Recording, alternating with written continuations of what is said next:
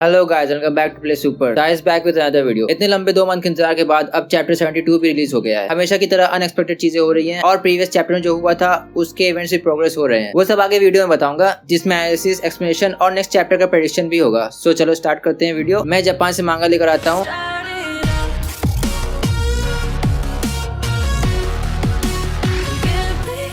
इस चैप्टर के एक्सप्लेनेशन के पहले प्रीवियस चैप्टर का एक छोटा सा रिकैप देख लेते हैं, चीजें वापस रिवाइज करने के लिए कि 2 महीने पहले जो चैप्टर पड़ा हुआ था उसमें हो क्या रहा था। शॉर्ट में बोल तो चैप्टर 71 में कोर्ट की बस मारी गई थी। डेमन और एदा ने मिलकर 9 लिमिटर वाले कोर्ट की बिल्कुल ले ही ली। डेमन उसकी बोन्स तोड़ जा रहा था और एदा उसका दिल। अमादो ने अपने ब्रेन को यूज करके खुद को मरने से बचा लिया और एकदम से वक्त बदल दिए, जज्बात बदल दिए, जिंदगी बदल दी। एक और बड़ी चीज हुई थी इस चैप्टर में कि अमादो एदा और डेमन को लेकर कोनहा वापस जा रहा है और उन्हें अपने प्लान्स के बारे में बताने वाला है। इन सब बातों का ये मतलब निकाला जा सकता है कि अमादो कोनहा के साथ है, मतलब उसके गोश्त कोनहा के फेवर में। उस चैप्टर में अमादो ने यह भी बताया था कि उसके पास कवाकी को इमरजेंसी शटडाउन करने का एक कमांड भी है और अमादो का सरनेम भी पता चला लास्ट चैप्टर में, जो उसके मोटिव्स पता करने के लिए हिंट भी हो सकता है। एंड चैप्टर के एंड में कोर्ट बस इसको पेलूंगा उसको पेलूंगा कर रहा था। Now moving on to the overview of our current chapter 72। Overview. इस चैप्टर में भी लास्ट चैप्टर में जो हुआ था उसका कंटिन्यूएशन चल रहा है। हमेशा की तरह चैप्टर की पेसिंग भी सही है। बेसिकली इस चैप्टर में बस यही दिखाया गया कि लास्ट चैप्टर में जो भी हुआ था उसके बाद क्या हुआ है। कोर्ट के जाने के बाद कवाकी और शिकामारू में क्या बात हुई, कोर्ट के जाने के बाद अमादो और एदा ने क्या किया और कोर्ट के जाने के बाद कोर्ट ने क्या किया। जैसा मैंने प्रीवियस चैप्टर के रिव्यू में बोला था कि एदा कोनहा जाएगी, बिल्कुल वैसा ही हुआ। लेकिन ये प्रेडिक्ट करना कोई बड़ी बात नहीं थी, बस कॉमन सेंस था। एक और चीज मैंने प्रेडिक्ट की थी उस वीडियो में और वो थी कि कोर्ट अभी डायरेक्टली कोनहा पर अटैक नहीं किया। इंस्टेड वो थोड़ी प्रिपरेशन किया अटैक करने से पहले, क्योंकि उसे भी पता था कि वो अभी कुछ नहीं उखाड़ पाएगा। अमादो ने कवाकी का कारमा क्यों रिस्टोर किया, इस क्वेश्चन का आंसर तो इस चैप्टर में नहीं मिला। इसका आंसर देने अमादो खुद उसके पास आ रहा है। अब वो पूछे या ना पूछे, अमादो इस क्वेश्चन का आंसर तो दे ही देगा। और ये क्वेश्चन एक बहुत ही इंपॉर्टेंट क्वेश्चन। इसके आंसर से अमादो का प्लान क्लियर हो जाएगा, बट शायद हमें इसके लिए कुछ मंथ्स और वेट करना होगा। क्या पता इसका आंसर सीधा ट्रांसक्रिप्ट के बाद ही मिले। अब आगे क्या होने वाला है ये हम डिस्कस करने वाले इस वीडियो के नाउ व्हाट वॉइस सेक्शन में। उसके पहले देख लेते हैं इस चैप्टर का एक्सप्लेनेशन, जिसमें मैं एक बेबी सीटर की तरह हर डायलॉग पढ़कर नहीं सुनाऊंगा। वो देखने तो गलत जगह है, मैं बस एक्सप्लेनेशन और एनालिसिस करूंगा। एक्सप्लेनेशन। तो एक ब्रीफ ओवरव्यू के बाद मैं एक्सप्लेन करता हूँ मांगा को scene by scene. And obviously हम आपको मांगा पैलेस नहीं दिखा सकते बिकॉज ऑफ कॉपीराइट इशू, तो आप मांगा को साइड में खोलकर वीडियो को फॉलो कर सकते हो ताकि आपको वीडियो समझने में कोई प्रॉब्लम ना हो। तो शुरू करते हैं कवर पेज से। इस बार मोमोशिकी है कवर पेज में। As usual he is looking down on the viewers जो ये वीडियो देख रहे हैं बट लाइक नहीं कर रहे। चैप्टर का टाइटल है स्मॉलर एंड मोर यूजफुल, जो कि अगर तुमने चैप्टर पढ़ा है तुम्हें पता होगा ये 10 टेल्स के लिए यूज हुआ है। कवर पेज के बाद फर्स्ट पेज तो ब्लैंक ही है एंड देन फर्स्ट पैनल में हम देख सकते हैं कि हम उस सीन में आ गए हैं जब कवाकी लैब में पहुंचा था और कोड वहां से जा चुका था। फर्स्ट पैनल में ऐसा देखकर लग रहा है कि शिकामारू ने कवाकी से उसके कारमा रिस्टोरेशन के बारे में कुछ पूछा है और वो बोल रहा है कि मुझे नहीं पता। तो शिकामारू आगे एक्सप्लेन करता है कि उसे ऐसा लगता है कि अमादो के कुछ और मोटिव थे इसे कारमा रिस्टोरेशन करने के पीछे, जो कि हमें ऑब्वियसली पता है कि he really has some other motive. तो शिकामारू कवाकी से पूछता है कि तुम्हारे मन में इससे रिलेटेड कुछ आ रहा है एंड कवाकी उससे रूडली बोलता है कि मुझे भी वो खुद जानना है, मुझे कुछ नहीं पता। एंड नाउ तो इस पर उसे टोकता है कि ऐसे मत बोल, बट स्टिल कवाकी अब शिकामारू को और चढ़ा रहा है एंड एज अ रिजल्ट वो चढ़ भी जाता है। सो नारुतो को दोनों को रोकना पड़ता है, बट तभी कोई एक इंपॉर्टेंट मैसेज लेकर आता है शिकामारू के लिए कि उसके लिए एक इंपॉर्टेंट कॉल आया है अमादो से, फ्रॉम मिस्टर अमादो। एंड देन हम आते हैं लैंड ऑफ स्नो में, जहाँ पर अमादो, एदा और डेमन है एक ट्रेन स्टेशन पर, जहाँ पर एक फोन बूथ से अमादो शिकामारू को बताता है जो भी कोर्ट के हाइडआउट पर हुआ। He starts with I have got some good news for you Shikamaru. वो बताता है कि एदा ने कोर्ट का काट दिया है और वो उसकी हेल्प नहीं करेगी। सो शिकामारू से पूछता है कि कैसे किया ये भोसड़ी के। एंड अमादो, लास्ट चैप्टर में हमने देखा था कि शिकामारू ने ये डिड्यूस कर लिया है कि कोर्ट का कम से कम एक और कंपेनियन है जो कि उसने खुद से देखा था। सो अमादो उस पर रिप्लाई करता है वो तुम्हें पहले से पता था। एंड यहाँ पर तुम अमादो के फेस पर स्माइल देखो, उसे ही पता है कि कोई बड़ी बात नहीं है। एंड शिकामारू शॉक्ड है, डेमन वो कौन है, क्या है, क्या हमें उसे भी लेना होगा। सो अमादो उसके और एदा के बीच रिलेशन को बताता है और ये भी कहता है कि हाँ उसे भी लेना होगा।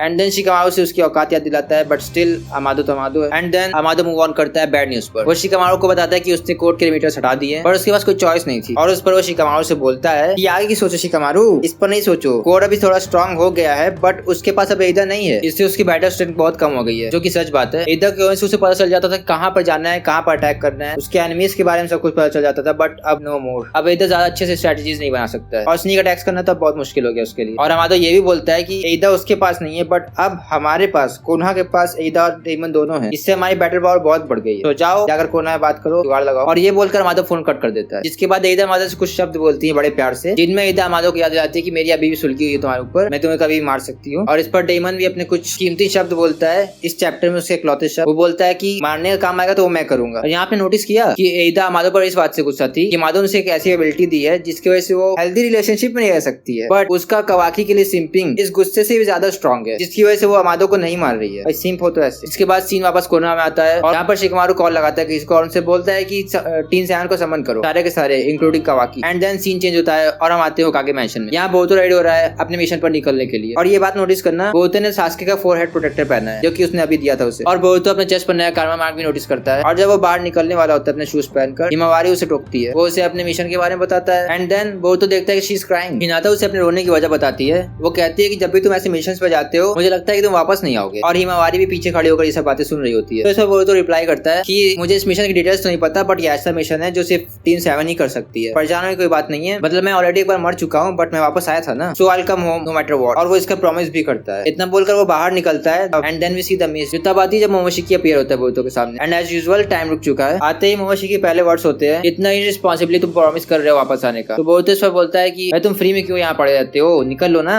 अब तो तुम रिजरेक्ट भी नहीं हो सकते। फिर मोमोशिकी अपना वापस पुराने वाले वर्ड्स रिपीट करता है कि तुम सब कुछ खोने वाले हो वगैरह वगैरह। और यहाँ नोटिस करना, वो बोलता है that moment is rapidly approaching. और ये बात टाइम स्किप के लिए भी वही जा सकती है, that two is rapidly approaching. और फिर वो उसे बताता है कि वो उसकी बॉडी पर टेक ओवर कर लेगा और बोरुतो उजुमाकी की लाइफ जिएगा। इसका ये मतलब है कि वो बोरुतो होने का प्रिटेंड करेगा। मोमोशिकी को चूतिया थोड़ी ना है कि ऐसे अपने मोटिव से जाने देगा। जिस पर बोरुतो काउंटर करता है कि मैं मर जाऊंगा बट तुम्हें अपनी बॉडी लेने नहीं दूंगा। एंड मोमोशिकी रिप्लाइज, मैं तुम्हें मरने ही नहीं दूंगा, तू मेरा वेसल है। एंड देन बोरुतो उस पर कुछ बकचोदी बोलता है और मोमोशिकी जाते जाते बोलता है जितना बकबक करना है कर लो, तुम्हारी फेट ऑलरेडी डिसाइड हो चुकी है और मैं उसका इंतजार कर रहा हूँ। And then he just vanishes और टाइम फिर से वापस स्टार्ट हो जाता है। और तभी वहाँ पर मित्सुकी और सारदा आए होते हैं। वो उससे बस जस्ट हाय हेलो करते हैं बट बोरुतो अपने में बिजी है, उसने अब तक उन्हें नोटिस भी नहीं किया है। वो चिल्लाकर बोलता है कि भाई थोड़ा तो ब्रेक दो मुझे, मैं अपनी फेट खुद डिसाइड करूंगा, थैंक यू। और फिर वहाँ से बोरुतो जंप करके चला जाता है होकागे ऑफिस की तरफ। और यहाँ नोटिस करना, अगर तुम ये मांगा इंग्लिश में पढ़ रहे हो तो यहाँ पर उसने चिल्लाया ओ ये, बट अगर तुमने ये मांगा जापानीज में पढ़ी है तो यहाँ पर वो सारदा का डायलॉग बोल रहा था, वो शानदारोगा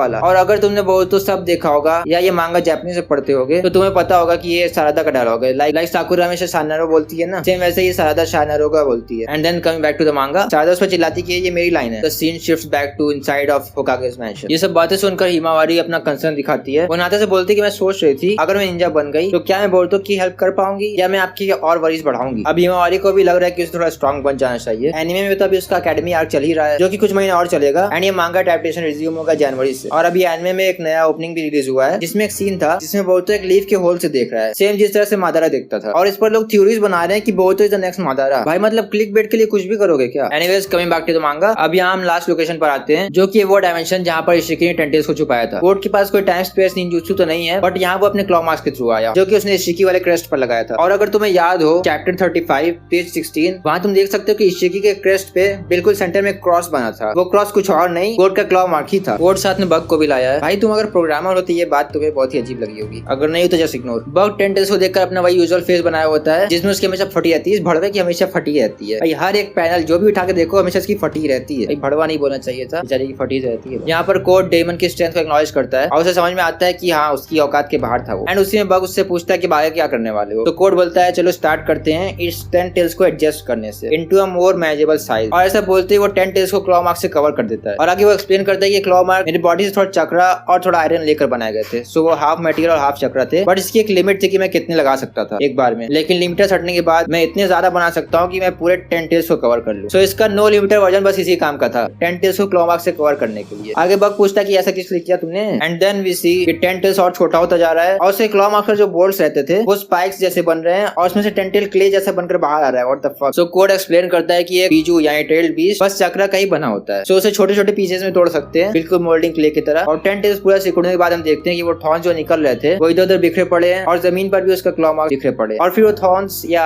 मोल्डिंग क्ले व्हाटएवर 10 टेल्स का टुकड़ा जो भी बोलो तुम, वो कुछ अजीब सी आवाजें निकालते हैं और उनका फॉर्म चेंज होने लगता है। And then they become फ्रीजा। वो ह्यूमनॉइड बन जाते हैं विद अ टेल और उनके ऊपर कहीं कहीं अलग अलग जगह पर कोड के क्लॉ मार्क्स लगे रहते हैं। और उसके बाद उनमें से एक क्रीचर अपनी स्पेशल एबिलिटी दिखाता है, वो दूसरे क्रीचर के क्लॉ मार्क के अंदर घुस जाता है और कोड के पीछे से निकलता है। तो इससे पता चलता है कि वो क्लॉ मार्क से ट्रैवल कर सकते हैं। एंड देन कोड अपनी लेफ्ट आई पर अपना हाथ रखता है और अपनी आई को वो अपने क्लॉ मार्क से ट्रांसफर कर देता है उस क्रीचर के फेस पर। नॉर्मली तो इनके पास कोई आईज नहीं थी बट इस पर कोड ने अपनी खुद की आई लगा ली है। तो इससे ये डिड्यूस कर सकते हैं कि ये उन्हें कंट्रोल कर सकता है बट मे बी एक बार में सिर्फ एक ही को कर सकता है। और ऐसा करते ही वो लास्ट पैनल बोलता है they are much smaller and more useful, जो कि इस चैप्टर का टाइटल भी था। सो इस चैप्टर के फर्स्ट वर्ड्स और लास्ट वर्ड्स दोनों सेम थे और ये जानकर कुछ फायदा नहीं हुआ, ये यूपीएससी में नहीं आता। कोड अपना ये भी कंसर्न दिखा रहा था कि सास्के तो अब यहाँ नहीं आ सकता बट बोरुतो और कावाकी कभी सीख लेंगे स्पेस टाइम निंजुत्सु तो वो यहाँ आ सकते हैं। सो कहीं बोरुतो और कावाकी 10 टेल्स को ना ढूंढ लें इसके लिए हम 10 टेल्स को ही बोरुतो और कावाकी के पास ले जाएंगे। अच्छा ठीक है, ले जा तो दोगे, मान लो तुमने बोरुतो और कावाकी को हरा भी दिया, बट इन्हें 10 टेल्स को अब खिलाओगे कैसे? उतना बड़ा मुंह तो है नहीं इनका। Seems like we are going to see some gore shit. By the way creatures हैं क्या? इस चैप्टर में इनके ऊपर जितनी भी डिटेल्स दी गई हैं और खुद से डीप एनालाइज करने के बाद आई थिंक एक अलग से वीडियो बनाना चाहिए इनके ऊपर। आई डोंट नो, कमेंट्स बताना बनाना चाहिए या नहीं। एनीवेज, अगर कोड इस आर्मी को यूज करके कोना पर हेड ऑन अटैक करता है तो कई सारे साइड कैरेक्टर्स को शाइन होने का मौका मिलेगा। वो बेचारे मांगा में इंक्लूड ही नहीं हो पाते हैं। हमेशा लाइक एक दो एनिमीज ही आते हैं, उनसे ये मेन कैरेक्टर्स ही भिड़ते रहते हैं, लेकिन आर्मी से लड़ने के लिए काफी सारे कैरेक्टर्स लगते हैं। बट मादारा का केस अलग था, वो अकेला ही पूरी शिनोबी आर्मी को पेल दिया था। एनीवेज, ये चैप्टर यहाँ खत्म हुआ, बट वीडियो नहीं, आगे देखते रहो। अब हम चलते हैं नाउ व्हाट वाले section. Now what next chapter 20 सितंबर को आ रहा है, बट उसके पहले इस चैप्टर को पढ़कर हमारे मन में कुछ क्वेश्चंस आ रहे होंगे। आओ देखते हैं उन्हें। इन्हें डिस्कस करते करते नेक्स्ट चैप्टर प्रेडिक्ट हो जाता है। That's how it work. First question तो ये है कि मोमोशिकी ने अपना कंटिजेंसी प्लान जो बताया है उसमें उसने बोला कि उसे इस बात से मतलब नहीं है कि वो रिजरेक्ट होता है या नहीं, वो बोरुतो की बॉडी टेक ओवर कर ले तब भी सेम रिजल्ट्स आएंगे। इसका ओत्सुजुकी विल काफी स्ट्रॉन्ग है। कुछ भी हो बट मिशन पूरा होना चाहिए। लेकिन अगर मोमो बोरुतो की बॉडी टेक ओवर कर लेता है तो इसके कॉन्सिक्वेंसेस क्या होंगे? क्या ये रिलेटेड होगा टाइम स्किप के बाद वाले बोरुतो वर्सेस कावाकी से? मैं ये नहीं कह रहा कि उस बैटल में बोरुतो की बॉडी पर मोमोशिकी टेक ओवर किया हुआ होगा, क्योंकि उस टाइम बोरुतो ने ऐसी कुछ बातें बोली थी जो मोमोशिकी नॉर्मली नहीं बोलता है, like I am still a shinobi. या ये भी हो सकता है कि जैसा मोमोशिकी ने अभी बताया वो उज़ुमाकी बोरुतो की लाइफ जिएगा उसकी जगह। दैट मींस कि मोमोशिकी प्रिटेंड कर रहा हो सकता है कि वो बोरुतो ही है। नेक्स्ट क्वेश्चन ये है कि अमादो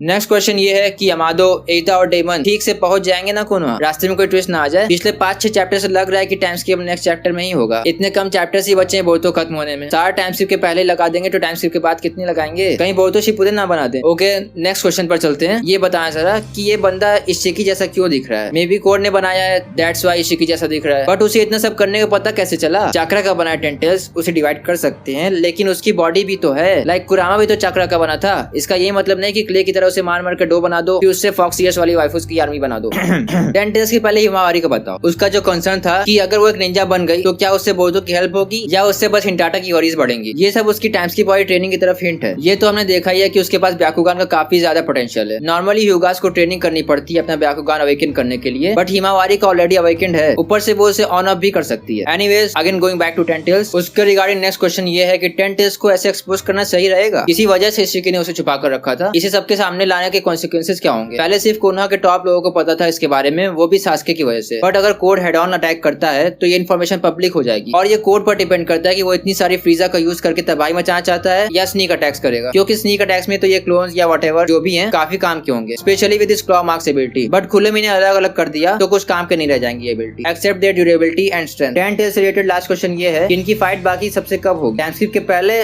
उसके अंदर, या टाइम स्किप के बाद होगी? मुझे लगता है कि ये टाइम स्किप के पहले ही होगी और इस फाइट का कंक्लूजन होगा टाइम स्किप। अब ये मत बोलना कि कोनोहा को इन 10 टेल्स क्लोन्स ने डिस्ट्रॉय किया था यार, या किशिमोतो सेंसेई ओत्सुकी को बीच में ला ही नहीं रहे। ना ही अब तक उनके क्लैन के बारे में कुछ पता है, ना ही उस ओत्सुकी गॉड के बारे में, और ना ही उनके बीच क्रिएशन के बारे में। इतने कम चैप्टर्स में क्या क्या करेंगे? कहाँ हम ओत्सुकी इन्वेजन के सपने देखते थे। और रही बात अमादो की मोटिव्स की, तो वो इस बार पता नहीं चले और ना ही उसका पास्ट पता चला। लेट्स होप कि जल्दी पता चल जाए। अमादो इसलिए कोनोहा आ जाता तो पता चल भी जाता, पर इधर कोड ओनली कर देगा तो वो और डिले हो जाएगा। सेम कोड की बैक स्टोरी के साथ भी हुआ, वो भी नहीं पता हमें अभी तक। सच को तो I don't give a fuck about his back story unless it's related to Amado's motives. कोई क्वेश्चन रह गया हो तो कमेंट्स बताना, उधर ही डिस्कस कर लेंगे या उस पर अलग से वीडियो भी बना देंगे। एनीवेज, कमेंट्स में जरूर बताना कि रिव्यू तुम्हें कैसा लगा। अगर तुम्हें भी इस चैप्टर में कुछ और इंटरेस्टिंग चीजें नोटिस की हैं तो मुझे जरूर बताना, और वीडियो अच्छा लगा तो लाइक एंड शेयर जरूर करना, और ऐसे ही वीडियोस पसंद है तो हमारे नारुतो एंड बोरुतो प्लेलिस्ट जरूर चेकआउट करना and subscribe the channel for the amazing upcoming content we are going to provide. So until the next video, play on.